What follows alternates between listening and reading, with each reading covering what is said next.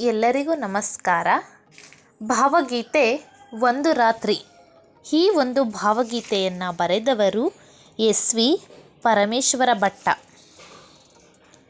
ಈ ಭಾವಗೀತೆಯನ್ನು ರಾಗವಾಗಿ ಹೇಳಿ ಹಾಗೂ ನಿಮ್ಮ ಮಕ್ಕಳಿಗೆ ಹೇಳಿಕೊಡಿ. ತಿಳಿ ಮುಗಿಲ ತೊಟ್ಟಿಲಲಿ ಮಲಗಿದ್ದ ಚಂದಿರನ ಗಾಳಿ ಜೋಗುಳ ಹಾಡಿ ತೂಗುತ್ತಿತ್ತು. ಗಾಳಿ ಜೋಗುಳ ಹಾಡಿ ತೂಗುತ್ತಿತ್ತು. ತಿಳಿ ಮುಗಿಲ ತೊಟ್ಟಿಲಲಿ ಮಲಗಿದ್ದ ಚಂದಿರನ ಗಾಳಿ ಜೋಗುಳ ಹಾಡಿ ತೂಗುತ್ತಿತ್ತು. ಗಾಳಿ ಜೋಗುಳ ಹಾಡಿ ತೂಗುತ್ತಿತ್ತು. ಗರಿ ಮುದುರಿ ಮಲಗಿದ್ದ ಹಕ್ಕಿ ಗೂಡುಗಳಲ್ಲಿ ಇರುಳು ಒಂಗನ ಸೂಡಿ ಸಾಗುತ್ತಿತ್ತು. ಇರುಳು ಒಂಗನ ಸೂಡಿ ಸಾಗುತ್ತಿತ್ತು. ತಿಳಿ ಮುಗಿಲ ತೊಟ್ಟಿಲಲಿ ಮಲಗಿದ್ದ ಚಂದಿರನ ಗಾಳಿ ಜೋಗುಳ ಹಾಡಿ ತೂಗುತ್ತಿತ್ತು. ಗಾಳಿ ಜೋಗುಳ ಹಾಡಿ ತೂಗುತ್ತಿತ್ತು. ಮುಗುಳಿರುವ ಒದರಿನಲ್ಲಿ ನರುಗಂಪಿನುದರದಲ್ಲಿ ಜೇನು ಗನಸಿನ ಹಾಡು ಕೇಳುತ್ತಿತ್ತು. ಜೇನು ಗನಸಿನ ಹಾಡು ಕೇಳುತ್ತಿತ್ತು. ತಿಳಿ ಮುಗಿಲ ತೊಟ್ಟಿಲಲಿ ಮಲಗಿದ್ದ ಚಂದಿರನ ಗಾಳಿ ಜೋಗುಳ ಹಾಡಿ ತೂಗುತ್ತಿತ್ತು.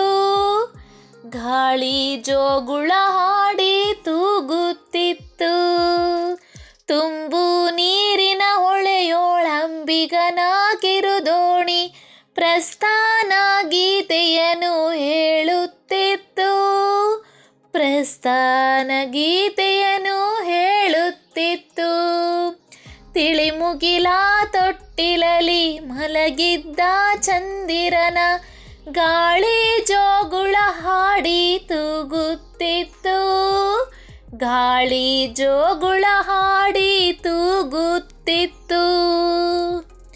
ಬರುವ ಮುಂದಿನ ದಿನದ ನವನವೋದಯಕ್ಕಾಗಿ ಪ್ರಕೃತಿ ತವವಿರುವಂತೆ ತೋರುತ್ತಿತ್ತು. ಪ್ರಕೃತಿ ತವವಿರುವಂತೆ ತೋರುತ್ತಿತ್ತು. ತಿಳಿ ಮುಗಿಲ ತೊಟ್ಟಿಲಲಿ ಮಲಗಿದ್ದ ಚಂದಿರನ ಗಾಳಿ ಜೋಗುಳ ಹಾಡಿ ತೂಗುತ್ತಿತ್ತು. ಗಾಳಿ ಜೋಗುಳ ಹಾಡಿ ತೂಗುತ್ತಿತ್ತು. ಶಾಂತ ರೀತಿಯೊಳಿರುಳು ಮೆಲ್ಲ ಮೆಲ್ಲನೆ ಉರುಳಿ ನಾಳಿನ ಶುಭೋದಯವ ಸಾರುತ್ತಿತ್ತು. ನಾಳಿನ ಶುಭೋದಯವ ಸಾರುತ್ತಿತ್ತು. ತಿಳಿ ಮುಗಿಲ ತೊಟ್ಟಿಲಲಿ ಮಲಗಿದ್ದ ಚಂದಿರನ ಗಾಳಿ ಜೋಗುಳ ಹಾಡಿ ತೂಗುತ್ತಿತ್ತು. ಗಾಳಿ ಜೋಗುಳ ಹಾಡಿ ತೂಗುತ್ತಿತ್ತು. ಗಾಳಿ ಜೋಗುಳ ಹಾಡಿ ತೂಗುತ್ತಿತ್ತು.